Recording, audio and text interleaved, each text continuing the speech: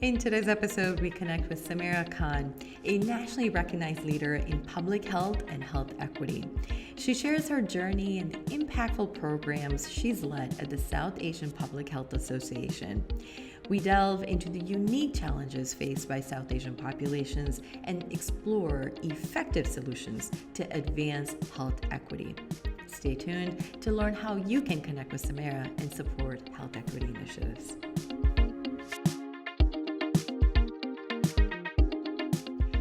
Samira Khan is the president of the South Asian Public Health Association, or SAPHA. Since 1999, SAPHA has been focused on promoting the health and well-being of South Asian communities in the U.S. through advocacy, collaboration, and communication. Since then, SAPHA has received national recognition for its efforts to raise the health profile of South Asians. Welcome, Samira. Hi, Shireen. Thank you. It's lovely to be here. And so nice having you on. So Samira, the audience here at our Yumlish podcast knows that I'm of South Asian descent. And so this topic to me is really going to be near and dear. First off, though, I want to start off by really understanding a little bit more about your background. Help us understand what got you interested in public health, this lens of health equity, and then specifically this focus on the South Asian culture and South Asian health. Sure. Thanks. That's a great question. So, as I think most South Asians, all of my life, I was, determined to become a doctor. And so I went down very similar paths. Where I grew up in Long Island was predominantly, I think, not as diverse area. So we had a very tight-knit South Asian community, very tight-knit Muslim community through our mosque. And so that really planted the seeds for the importance of community in my life.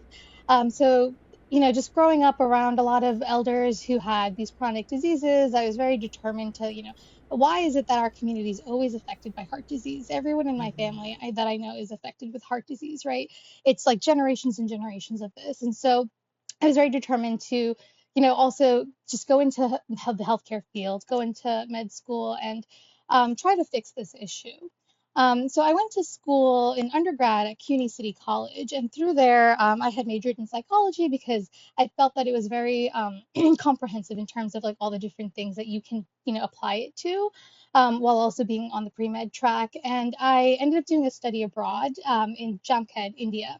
So we were at a comprehensive rural health center that was led by Dr. Raj Role, and we essentially shadowed his program. And so what he was doing was taking the village health, the village community aunties basically, and teaching them to become community health workers.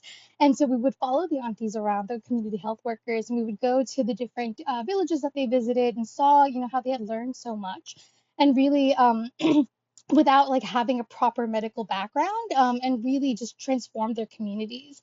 They were empowering young women to take on some of these roles. They also had a lot of other classes that were available to women who didn't want to be community health workers. There was like a self-defense class, etc. And so I think that was the first introduction that I had to this idea of population and public health, and just the way that you can really affect the community's health in non-traditional ways that aren't through, the typical med school route. And I was really impressed by that and the concept of international health. And so when I came back, I actually ended up applying to a master's in public health program at Hofstra University.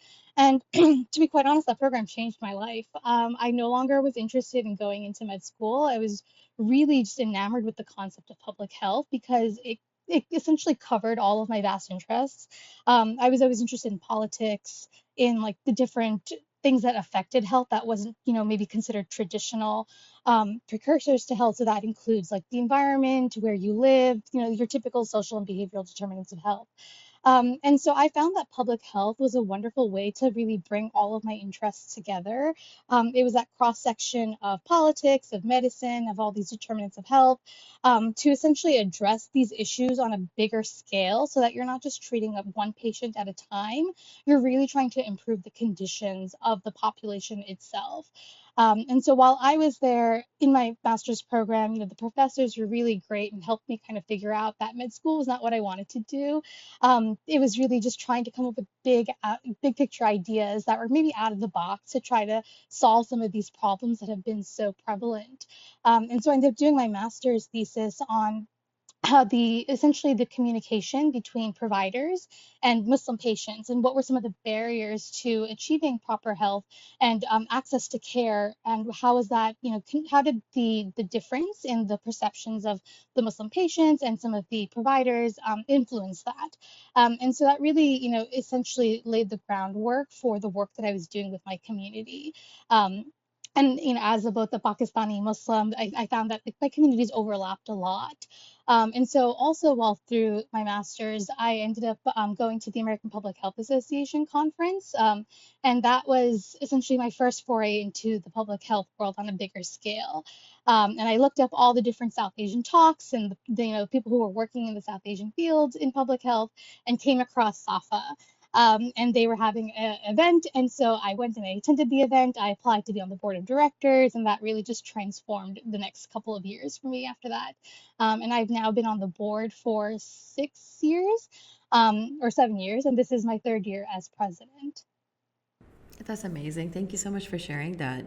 As now that we're talking about SAPHA, your leadership at SAPHA has been recognized at the national level, which is quite exciting.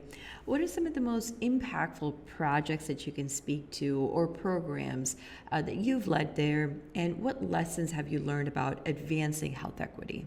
Sure.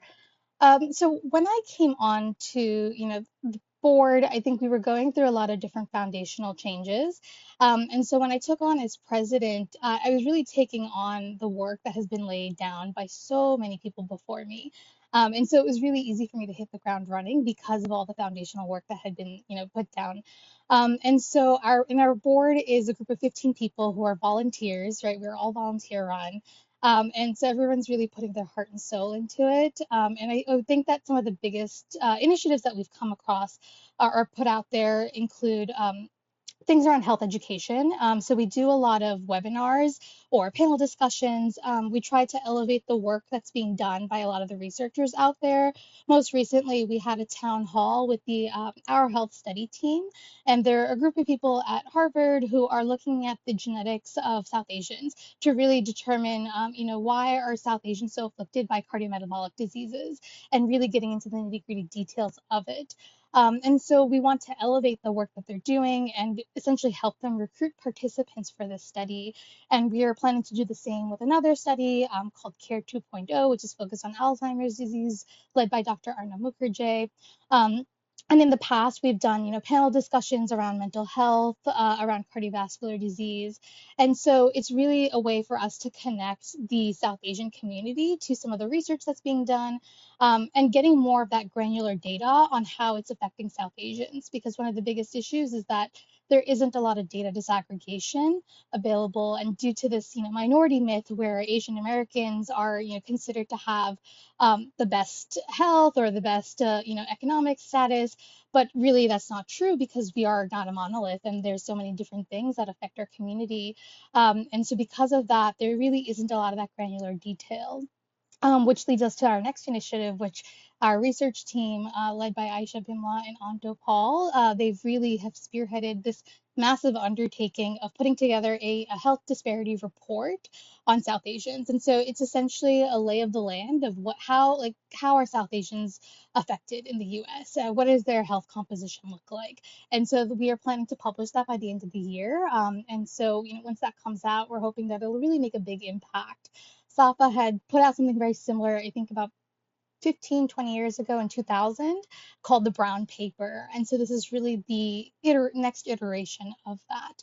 And the Brown Paper had essentially taken many different topics like cardiovascular disease, diabetes, LGBTQ, and the different compositions of South Asians, and put out chapters on that. And that has been cited by many people over the past many years.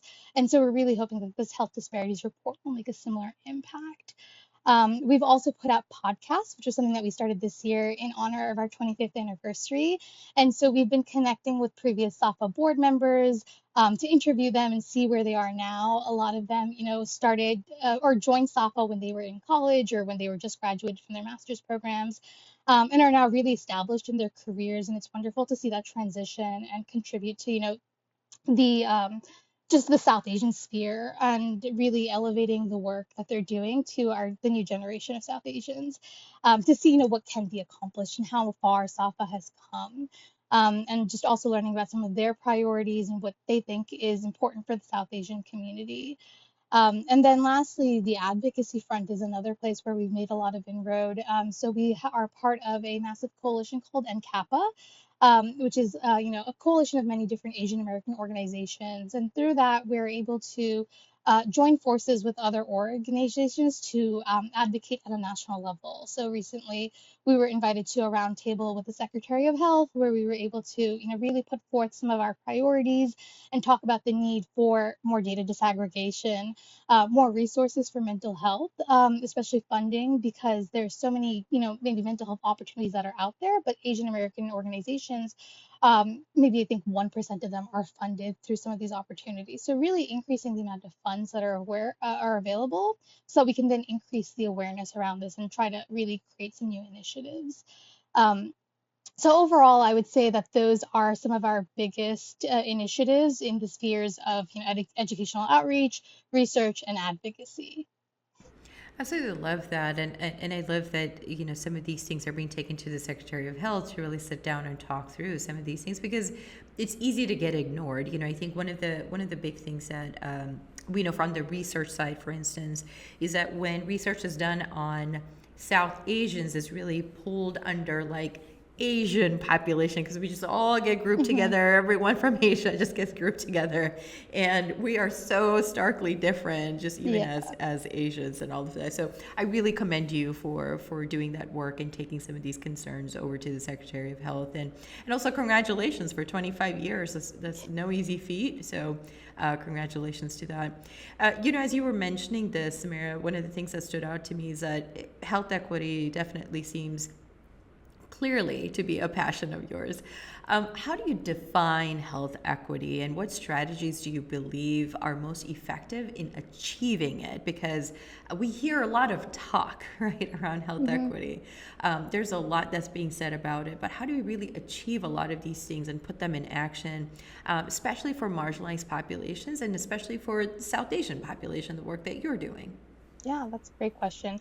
So when I think of health equity, I go back to this figure that was shown in our classes that I think everyone is like, when they think of health equity, they might associate it with it, which is that fence and then the child. And so there's a child that's just kind of stuck, can't see over the fence. And then there's another image of where everyone gets a box, but then it's like it's the same size. And so they, one still can't see. And then there's one where it's essentially dependent on the size of the person, right? So in my mind, health equity is essentially providing the resources dependent on what that person needs. So we're not a monolith, right? Everyone has different needs. And so if you provide the same resources to everyone, some people might not benefit from it because they don't need it. They already have everything or that those resources that you provided. And some people won't benefit because it's not enough, right? And so everyone, in order to reach their optimal health, they need sort of individualized resources. And sometimes that means giving those who have less more than you would give others. And that's really what's equitable to ensure that their needs are being met in that moment to achieve their most optimal health. And I think that's something that like really ties back into that community aspect where community care is like you see who needs what and you just provide that to them. And sometimes that includes really removing some of those barriers. And so again, at like a policy level, we often think of what will benefit everyone on a whole. But I think health equity is mostly focused on what will benefit those who are in most need. Because if you focus on the community that's in most need, by just general virtue, you'll end up benefiting everyone else because you're elevating those that are really at highest risk, and that will spread out and affect those who maybe are not as at risk. In terms of doing health equity work, I think the biggest important piece is that you can't do this alone.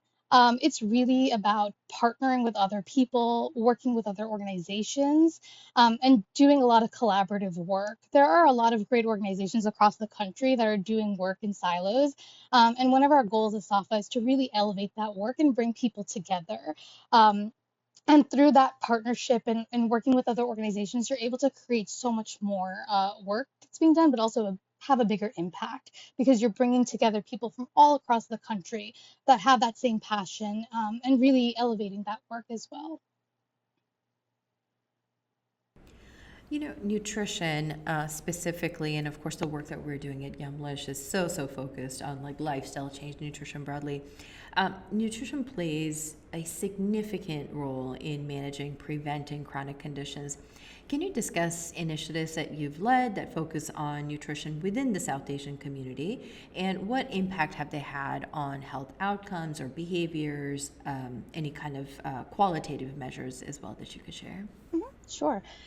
So one thing that we do at SAPHA is we send out these monthly newsletters. And in these newsletters, we highlight, historical months or months of recognition. So things like Ramadan are also included. There's Nutrition Awareness Month.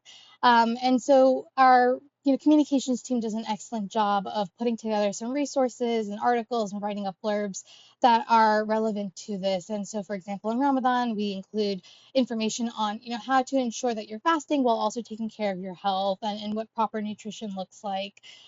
We've also done social media campaigns around various awareness months. We've also in the past, before I would join the board, a lot of our team had put together these fact sheets that are available about diabetes, about nutrition, and our research team is working on revamping that for this year as well. And so, we've had a lot of people give feedback that it's very helpful to them to have these resources that are available. People often go to our website. We're able to see a lot of people are opening up our newsletters and sharing it. And so it's just easy for people to have access, because as with South Asians, it's again we're lumped as a monolith into the Asian American overhead. And so sometimes it's hard to find specific resources that are relevant to South Asians, and also take in their culture into consideration. When you're providing nutrition guidance to South Asians, it's hard for them to want to adhere when you're giving them a blanket like checklist of this is what you need to do when you're not taking in their cultural foods into consideration. And that we hear across the board, even across different communities, is to say like the specific needs of a culture are not represented in the way healthcare is provided to them. And I feel like that becomes such an uphill battle because it's like, well, how much resources can we put toward as well, like the resources necessary to provide adequate healthcare, right? That Yeah. becomes like an obvious answer. I want to sort of move on to the next piece of this. What approaches have you found effective in really addressing some of the complexities around these types of things?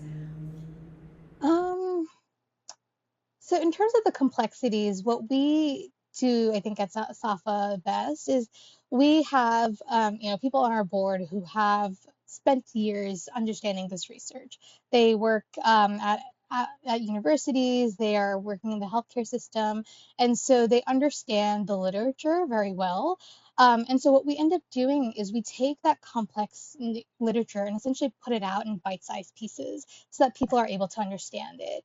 And so we'll synthesize all of that research into fact sheets, into social media campaigns that take, something that might be really hard to understand and breaking it down so that people can understand it. And then what we also do is we bring on some of these researchers into our webinars, and ask them to talk about it to the community who might not have access to, academia. Or these research papers. So that way we can really get that information out there, in a way that people are able to understand.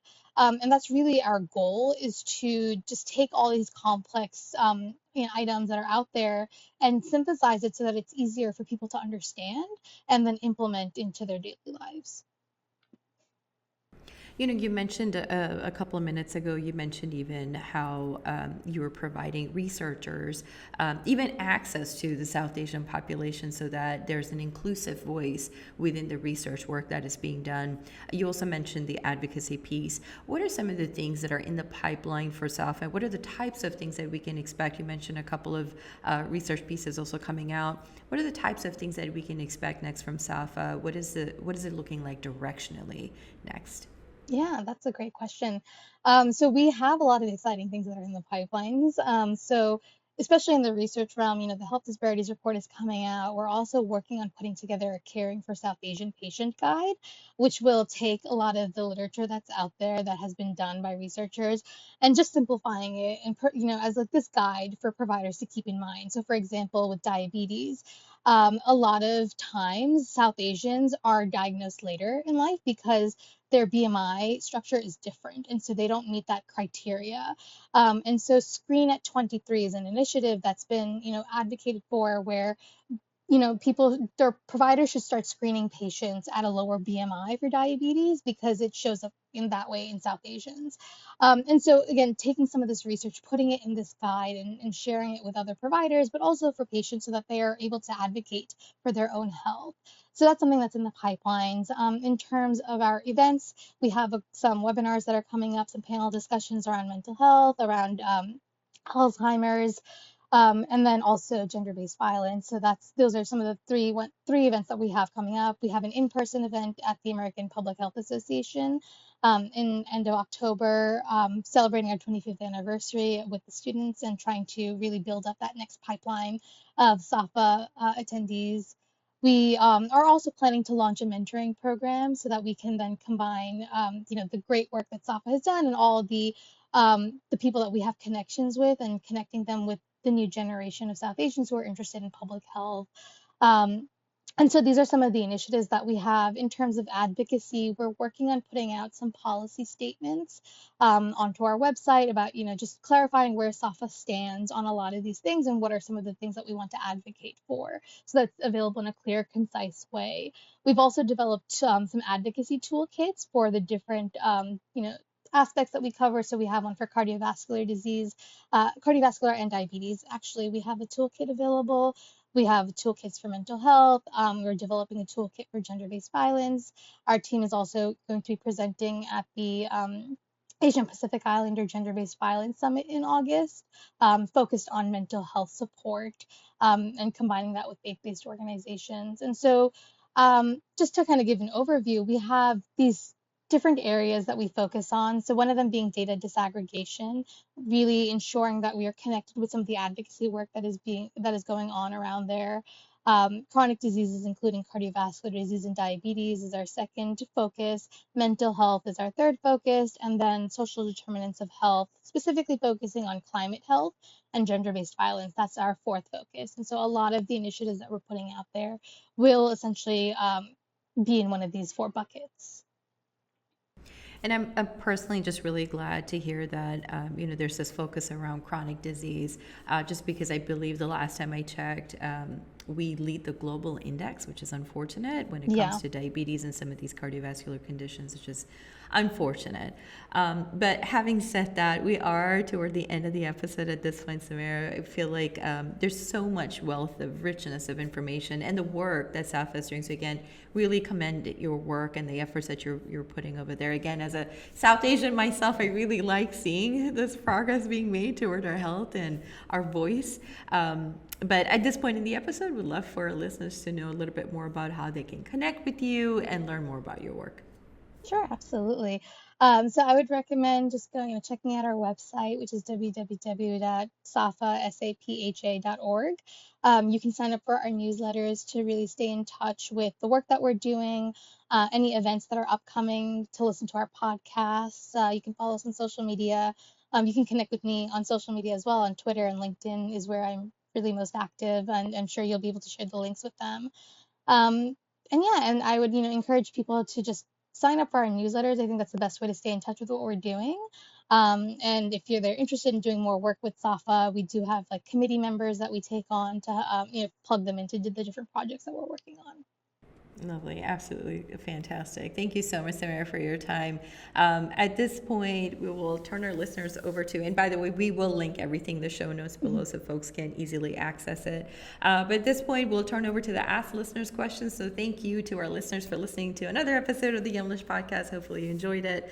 And we want to turn you to our social media question that we ask at the end of the episode here, which is, have you ever experienced health equity issues within the system that you visit or you get healthcare from. Have you ever experienced any kind of health equity issues? And what solutions would you like to see implemented, be it in your healthcare for a caregiver, it doesn't matter, but help us understand what are some of the health equity challenges that you've come across and what are the types of solutions that you would like to see implemented within that. We'll continue the conversation over to our social media. You can head over to @Yumlish on Facebook or Instagram. Find this podcast post and again, comment below to tell us what kind of issues you've experienced and what kind of solutions you'd like to see addressing those challenges. So we'll continue the conversation there. To our listeners, again, thank you. And Samira, thank you again. Thank you.